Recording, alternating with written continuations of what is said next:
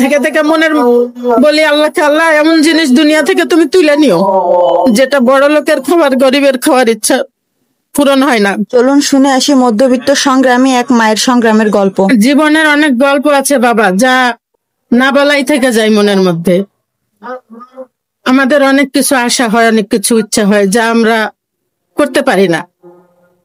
মনে করো একটা কিছু খাইতে ইচ্ছা করছে, অনেক দাম, এই দামের কারণে আমি খাইতে পারতেছি না কিনা। যদিও আমার কাছে টাকা আছে কিন্তু আমি খাইতে পারতেছি না, আমার সন্তানের মুখ ভাইসা উঠতেছে, এই টাকাটা তার লেখাপড়ার কাজে লাগবে, আমি খাবো না, আমি খাবো না। এই করে আমাদের জীবনের অনেক কিছু আশা রয়ে যায়, যা কাউকে দেখানো যায় না, কাউকে বলাও যায় না, এই আর কি।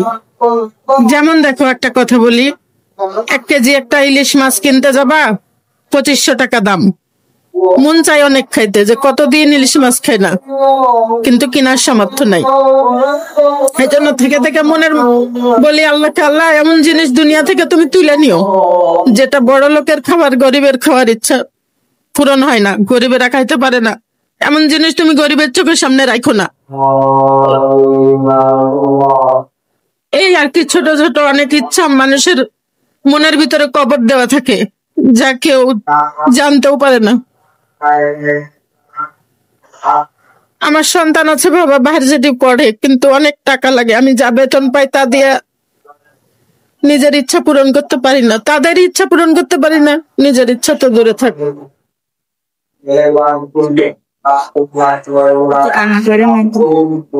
আসলে আপনি যে কথাটা বললেন না যে মা আমি যে 10 টাকা ব্যয় করব আমার সন্তানের জন্য, এই সেম কথাটা আম্মুরেও বলি যে আম্মু তুমি কি এটা নিয়ে খাইতে পারো না, তোমার তো মন চায়। সন্তানের কথা মনে পড়ে যায়, তখন আম্মু বলে যে আমি যদি 10 টাকা সেভ করে এই টাকাটা আমি তোমার পিছনে খরচ করতে পারবো।